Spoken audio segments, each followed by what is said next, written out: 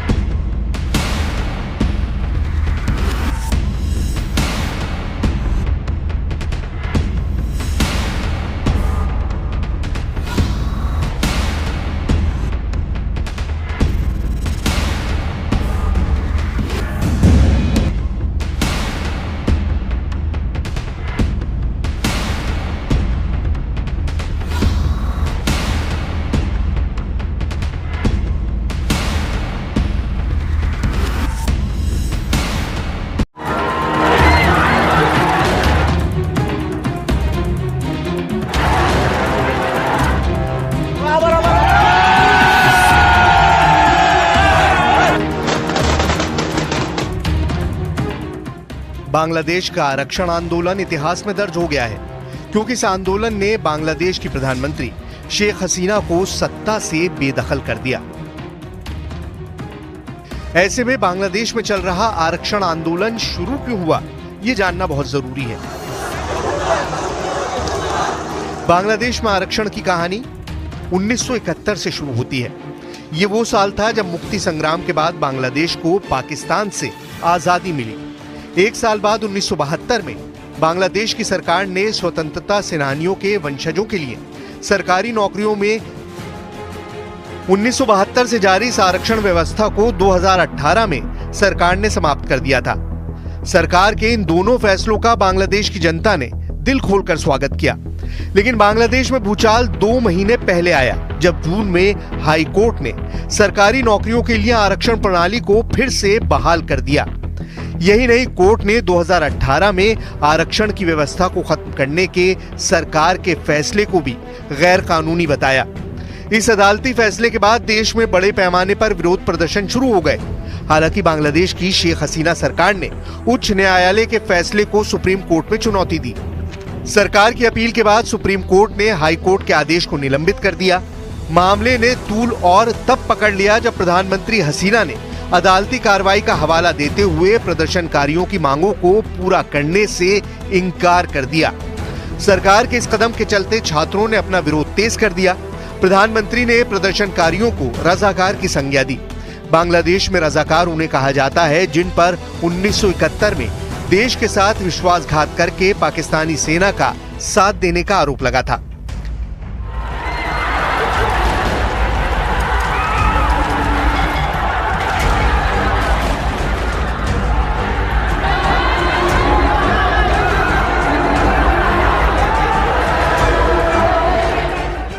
21 जुलाई को supreme court ने high court के उस फैसले को पलट दिया जिसके तहत सभी सिविल सेवा नौकरियों के लिए दोबारा आरक्षण लागू कर दिया गया था। अपने फैसले से सुप्रीम कोर्ट ने आरक्षण की एक नई व्यवस्था दी, यानी 93% भर्तियां अनारक्षित कोटे से होंगी। हालांकि सुप्रीम कोर्ट के फैसले के बाद माना जा रहा था कि विरोध प्रदर्शन खत्म हो जाएंगे, लेकिन ऐसा नहीं हुआ और आंदोलन और भी तेज हो गया, क्योंकि बात अब आरक्षण खत्म करने की मांग से कहीं आगे निकल चुकी थी। छात्र संगठन और शेख हसीना सरकार आमने सामने थे। प्रधानमंत्री शेख हसीना ने प्रदर्शनकारी छात्रों को आतंकी करार दे दिया, तो छात्र संगठनों का आरोप था कि सरकार ने अपने समर्थकों को खुश करने के लिए 30% आरक्षण व्यवस्था को कानून के रास्ते लागू करने की साजिश रची। इसके बाद से ही छात्र संगठनों ने प्रधानमंत्री शेख हसीना के इस्तीफे की मांग शुरू कर दी। नतीजा ये रहा कि शेख हसीना को प्रधानमंत्री पद से इस्तीफा देकर सुरक्षा के लिए देश छोड़कर जाना पड़ा।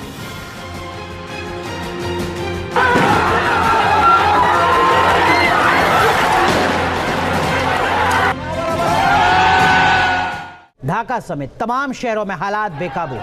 कर्फ्यू को दरकिनार कर प्रदर्शनकारी राजधानी की सड़कों पर उतरे और फिर जो हुआ वो शायद किसी ने सपने में भी नहीं सोचा होगा। ये तस्वीरें अब से कुछ देर पहले की आपको दिखा रहे हैं। ये बांग्लादेश के संसद भवन की तस्वीर है, जहां पर देखिए किस तरीके से विरोध प्रदर्शन करने वाले लोगों ने कब्जा जमा लिया है। ये बांग्लादेश की संसद है ये वो इमारत है जहां से बांग्लादेश की बेहतरी के लिए कानून बना करते थे, लेकिन अब यहां पर प्रदर्शनकारियों का कब्जा है जो इत्तेफाक नहीं रखते कानून बनाने वाली सरकार से। उसी सरकार के खिलाफ, सरकार के मुखिया के खिलाफ प्रदर्शनकारी पहुंच चुके हैं बांग्लादेश के संसद भवन के अंदर, जहां पर सिर्फ और सिर्फ नारेबाजी नजर आ रही है, लूटपाट नजर आ रही है, तोड़फोड़ नजर आ रही है। ये तस्वीरें बांग्लादेश के संसद भवन के अंदर की आपको दिखा रहे हैं।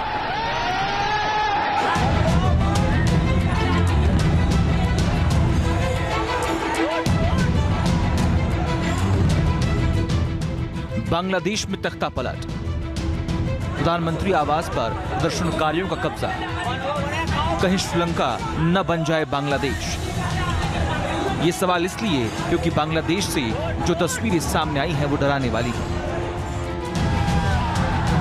शेख हसीना के देश छोड़ने के बाद प्रदर्शनकारी हथियार लेकर प्रधानमंत्री आवास पहुंच गए। हाथों में लाठी डंडों के साथ प्रदर्शनकारियों ने पीएम हाउस में एंट्री की।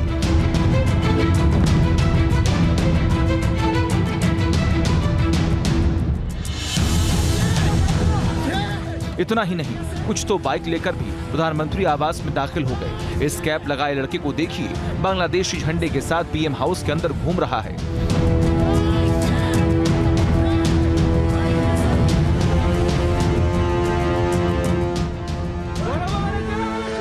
अंदर दाखिल होने के बाद प्रदर्शनकारियों ने क्या क्या किया वो भी देखिए। एक लड़का कमरे के अंदर बेड पर लेटा हुआ है तो वही दूसरे लोग बाहर जाकर नौका विहार का मजा ले रहे हैं। ऐसा लग रहा है मानो पीएम हाउस में पिकनिक मनाने आए हों।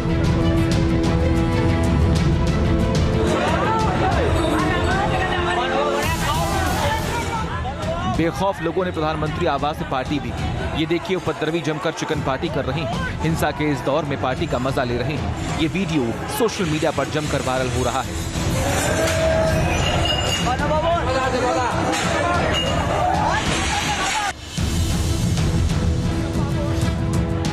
जब इतने से भी प्रदर्शनकारियों का दिल नहीं भरा तो बिल्डिंग में तोड़फोड़ भी कर दी। देखिए, उपद्रवियों ने फर्नीचर तोड़कर लॉबी में फेंक दिया।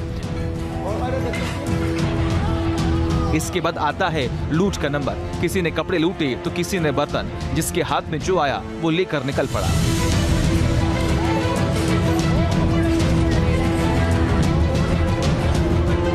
अराजकता की आग में सुलगते बांग्लादेश की एक और तस्वीर देखिए। आग की लपटों में घिरा ये शख्स हसीना की पार्टी अवामी लीग का ऑफिस है। उपद्रवियों ने इसे भी नहीं छोड़ा और शेख हसीना के ऑफिस को आग के हवाले कर दिया। प्रदर्शनकारी इतने उग्र हो चुके हैं, उन्होंने बांग्लादेश के राष्ट्रपिता कहे जाने वाले बंग बंधु शेख मुजीबुर रहमान की मूर्ति को भी नहीं छोड़ा। उपद्रवी मूर्ति पर चढ़ गए और जमकर हथौड़े चलाए।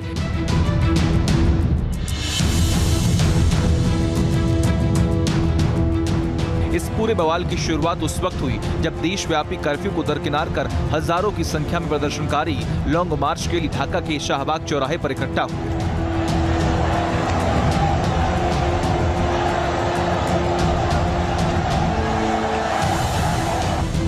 हाथों में बांग्लादेशी झंडे लिए प्रदर्शनकारियों ने कर्फ्यू के बावजूद जमकर हंगामा किया।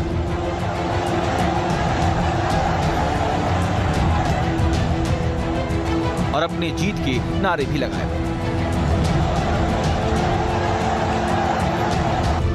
प्रदर्शनकारी अपनी जीत मान रही हैं। पिछले महीने की 1 तारीख से बांग्लादेश हिंसा की आग में झुलस रहा है। इस हिंसा में अब तक करीब 300 से अधिक लोगों की जान जा चुकी है, जबकि कई पुलिसकर्मी भी अपनी जान गंवा चुके हैं। लेकिन ये कम होने के बजाय और भड़क रही है। नौबत यहां तक आ गई कि देश के प्रधानमंत्री शेख हसीना को जनता के आक्रोश के आगे हथियार डालने पड़े और देश छोड़ने पर मजबूर होना पड़ा। फिलहाल बांग्लादेश में तख्तापलट हो चुका है और सत्ता सेना के पास है। अब देखना होगा कि हिंसा थमती है या ऐसे ही जारी रहेगी। शेख हसीना की पार्टी अवामी लीग सत्ता में है और हसीना प्रधानमंत्री के पद पर थीं। आज शेख हसीना को पद से इस्तीफा देकर उसी सरकारी आवास से फरार होना पड़ा जिसे बांग्लादेश में गणो भवन के रूप में जाना जाता है। जनता प्रधानमंत्री के उस निवास में घुस गई जहां शेख हसीना 2009 से रह रही थी। गणो भवन पर जनता का कब्जा हो गया है। सरकारी टीवी चैनल में जनता घुस गई है। यहां तक कि बांग्लादेश के निर्माता और हसीना के पिता शेख मुजीबुर रहमान की मूर्तियां भी तोड़ी जा रही हैं। शेख मुजीबुर रहमान को बंगबंधु कहा जाता है, आज बांग्लादेश अपने ही राष्ट्रपिता की मूर्तियों पर चप्पलें फेंक रहा है।